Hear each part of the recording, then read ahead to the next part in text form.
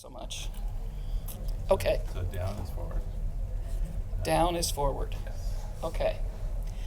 So I want to cover a bit of territory today. I'm going to start out just talking about what we do with CAEs, but in the process of that, I want to talk about what some of our biggest challenges are. And I'm sure some of what I'm going to talk about isn't news to most of you. How many of you are teaching at higher level at post-secondary education? Okay. Mostly this side. What are you doing over there? Everybody's over there.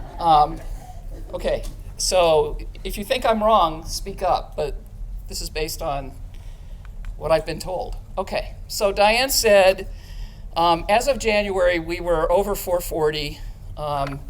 We have what we call the candidates program, and that's schools who are preparing to apply for the designation. We generally keep about 100 schools in that program. So we're now, I think, around 463.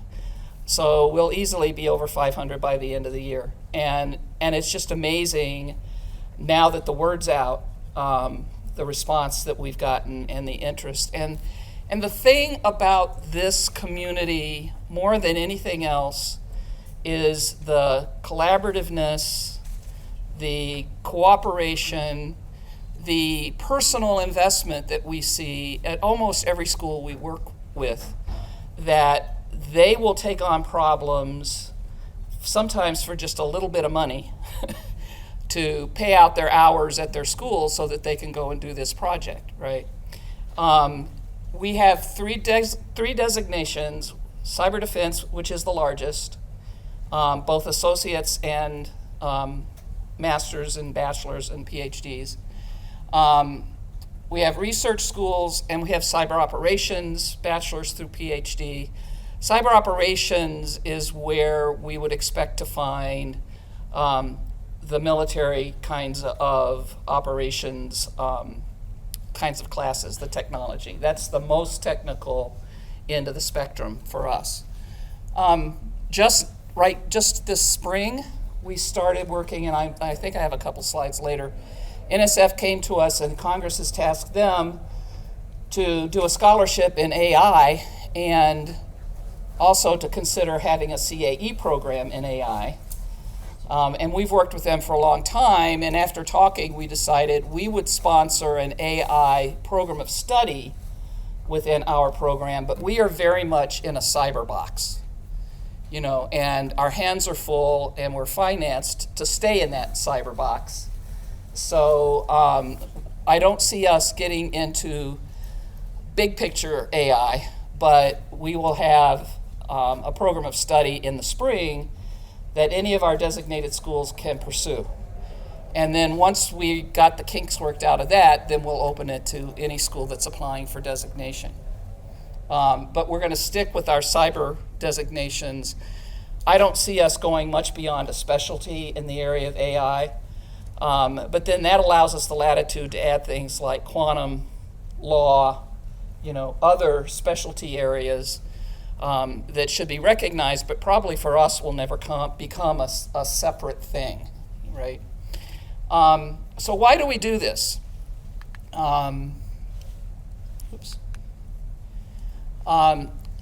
We do it because we truly believe that in NSA, we are the keepers of the fire in essence, right? We know we lead all of the national security, national defense, not national defense in the sense that CISA does, but in the sense of protecting the most sensitive, the most classified networks.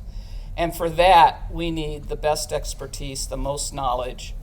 And so that is why this program has remained resident at NSA this is our 25th year. Because we want that leadership, we want access to that knowledge level, we need to understand the threat at that level so that we can design programs that prepare people to address those threats, even though we can't tell them exactly what they are. When we first started the program, it was intended to focus on, let's see if we can get academic institutions to teach the subjects we would like to see taught so that we have a pool of people to recruit from.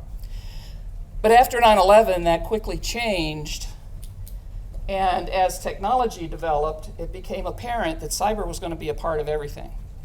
You can't draw a line and say this is cyber and it's not in this. It's like it's in your refrigerator, you know. I can't find a TV that doesn't have some kind of cyber attached to it. And you know, my family will say to me, well, why don't you want that technology? I don't want somebody eavesdropping in my living room. Well, it doesn't eavesdrop. When you say, Alexa, turn on the TV, does the TV go on? Yes. The TV is listening. Oh. You know, so we really, when we have that level of user ignorance, for lack of a better way to describe it, that's the pool we're pulling from to come work in cyber with us. So I took this job because I wanted out of the job I was in. I was in marketing, and I am not a marketing kinds of person. And I took this job, but I fell in love with it because the education community is really a fun place to be when you're doing the job that we're doing. It may not be a fun place to be when you're the one having to teach, right? Unless you really enjoy teaching. But it's been a good job for me because we can look at our level at what the problems are, what the nation's challenges are, and then work with academia to try and find a way to fix it. And what we learned about, Alice, when did we, 2019, when we first started getting lots of grants money? Yeah. Around 2019. We started getting interest from Congress, and that meant funding. And we started picking problems that we knew were big issues for the nation. And the magic that happened was that, guess what? Academia can do more than teach. Academia can help solve problems. And we found schools who are willing to go out into their communities and get their hands dirty and begin to help solve problems. Everything from what do we mean when we say work ready to we have to have a pathway for kids, so we have to start younger, to our local governments don't know how to protect their networks, and they're the ones to manage when you vote, right? So all of these big problems that are out there, what we've done is we've been able to first focus on workforce development, because that's what you first touch. We want to make sure that students that are graduating from the CAE programs have the skills and the competencies to go to work, number one, but also that they're prepared to say, I want to be a network administrator. I want to be a threat analyst, and know what that means. Because guess what? We go to job fairs, juniors and seniors that are looking for jobs, and we say, what do you want to be? Well, I want to work in cybersecurity. You want to be a programmer? Yeah, I could do that. You want to be a network analyst? Yeah, I could do that. And it's obvious that they don't have a clue, right? So we've begun really focusing on how do we help our students not only leave school with the knowledge that they need to work in the field that we've prepared them for, but that they know where they're headed, and they think of themselves as a professional, and they don't show up at an interview in jeans, t-shirts, and a ball cap. And when the person that's interviewing them says, what can you offer my company? They give them a blank stare, right? They're prepared to sell themselves. They know what their competencies are. They know what they can contribute to the person who has the job. So that's what we're really working the most on. Collaboration is the key word for us. We don't dictate from our office anything other than our requirements for designation. And even those, we collaborate with the schools every time we feel we need to update something. So when we began to think about how would we implement competency in an academic environment, competency development, we went to the schools and we spent 4 years working with faculty defining what is competency, You don't think that was fun? Did you know how you can spend 3 or 4 hours talking about what is an example? We did. Anyway, collaboration is most important, both between us and the schools and us and our other government partners, because we make sure that this has become a very crowded environment. CISA is working in this environment, FBI, NICE, DOD. We partner with all of them, make sure we're collaborating so we're not duplicating effort. It's really frustrating to only have a small box of money, put money into something and find out 6 months later one of your other partners invested in the same thing when you could have gone and done other things, right? So when I talk about cradle to grave, K to gray, thank you. This is what we're talking about. We are trying to build systems where we can reach out to young people as low as middle school. There's lots of K-12 programs out there that introduce kids to IT and cyber concepts and those kinds of things. But once they get to middle school, we want to be involved in helping them begin to think about what they're going to do when they have a career, right? And so we have programs that reach down to middle school and start to build a pathway, and that's what Ashley is going to talk about in a few minutes. But we also work with Career Technical at Department of Ed. We're working with Department of Labor on apprenticeship. How can we have interface between collegiate academics and apprenticeship programs? We're working with ONCD. Where did Joe go? Joe left. We're working with the Office of National Security Director on articulation agreements and sharing credits and dual credit programs for high schools, all the way through. What we have to do is find people with talent wherever they are. So if they're living on a reservation, they're working on a farm somewhere in North Dakota, they're living in poverty inside a city, or they have a very nice home life, they're going to excellent schools, they have every opportunity, we want to reach them, and if they have talent, we want to encourage them to join our community. And that's what this is all about. We give them pathways where they can just claw to get started, but then they have the resources they need to get where they can go. So I said we're working on workforce, we're focused on workforce, and we're focused on workforce, and we're using academia to solve problems.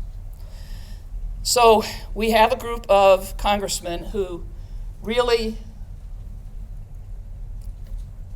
grabbed onto that concept and have given us a good chunk of money every year to develop what we've called our workforce development programs. And I just want to use this one as an example.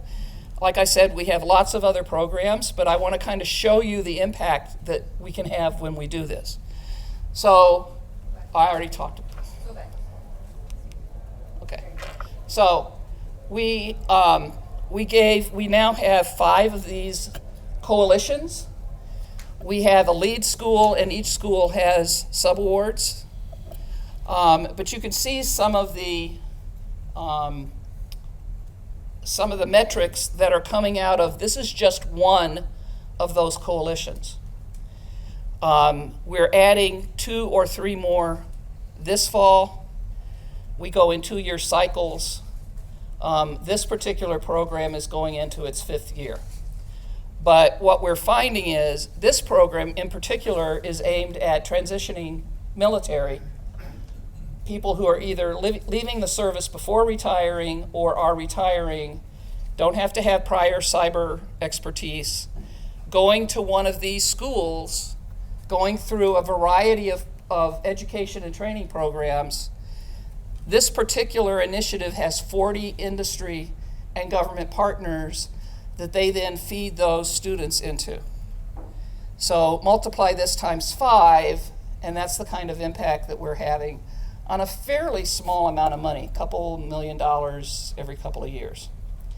So we did a similar one. I already told you about this. We're refining our list of KUs, and then we'll launch the program of study in the spring if any of you are interested. Okay. The other thing that we try to do is we try to think of ways, if we make a requirement, we want to be able to provide a resource that will help the schools achieve that requirement, right? So we've started this year and it's been very popular.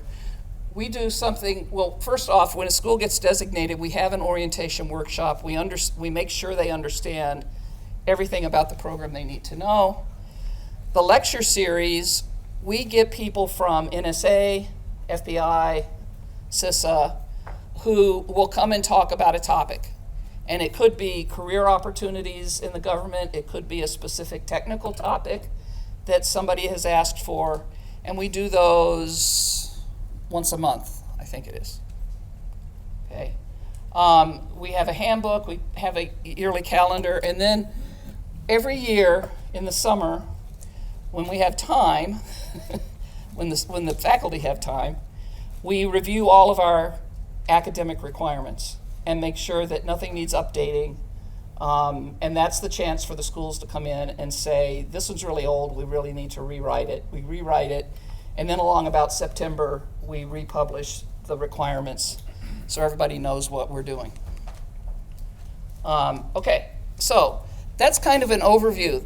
The biggest issues that we face, how am I doing on time? Who's okay. The biggest issues that we face, the first one, the number one problem, and you all tell me if I'm wrong, is the lack of faculty to teach cyber, right? There is just not enough faculty at the post-secondary, and there's not enough teachers at secondary and below. And you know, it's a really hard problem to solve, because you get a master's student and you think, oh, this would make a good PhD candidate, maybe we can get them to go teach, and then they get offered a six-figure job or more, and what's the motivation to go get a PhD and teach at a university? You have to find people who are really committed to doing that job, and it's hard. Every school in the program tells us they all have at least one opening. Some of them have 5 or 6. If I had more teachers, I could fill the seats. I just don't have enough educators to run those sections that we would need to make the program bigger. So that's the number one problem. We find the same thing in K-12. The second problem is what I heard in the opening session, getting the people who hold the money to put a priority on this job. One of our previous directors said there's going to be a cyber Armageddon. It's going to happen. There's nothing we can do to avoid it, and we have to be ready. Well, to be ready, we have to invest. And we have to invest in those who do the job every day and those that we're teaching to do the job tomorrow. And I think those are the two biggest problems we've got in our CAE program and in other schools. A lot of the grants we run, the CAE school gets the money, but their partners are not CAEs. They're working with other schools in their community. And so the wealth gets spread around. So, do I have time for a couple questions, Joe? Yeah. Okay. So, do you, for trying to help with the placement, figuring out the sort of aptitude and abilities of your different students, do you have any kind of test or battery that you can use for them? And the reason I'm asking this is because I had an independent studies student in their command staff house last year who actually developed the Air Force cyber aptitude and abilities test for the Air Force. They use that right now for the Air Force to place people in either OCO, DCO, DOTNOPS, different categories across the Air Force, so that they can figure out what their aptitudes and abilities are before they have to send them off to get them all spun up on their training. We don't have one that we require anybody to use, but have you heard of Nice Challenge or XP Cyber? That's what we would use to introduce people to that. So they're all built on the frameworks. Well, they're all built right now on the NICE framework, but they're beginning to build them out for the DCWF. And so you can put a student in there and say, these are the kinds of things you would do in that position. Yeah. So we're looking at it from the point of view of preparing them and making sure they know what we prepared them for. On the other end, you're looking at employers are looking at, can this guy do the job that I need him to do? But you could use the same tool. Yeah. So you were mentioning that it's difficult to get people to go further their education onto PhDs to potentially get into academia and to teach these subjects. But something I've noticed as a PhD candidate is that a lot of people don't necessarily want to go into academia if they do have a PhD, because a lot of the jobs that academia is coming up with are not actually tenure track. They're throwing out these adjunct positions, and I mean, that is not worth it for someone with that level of an education.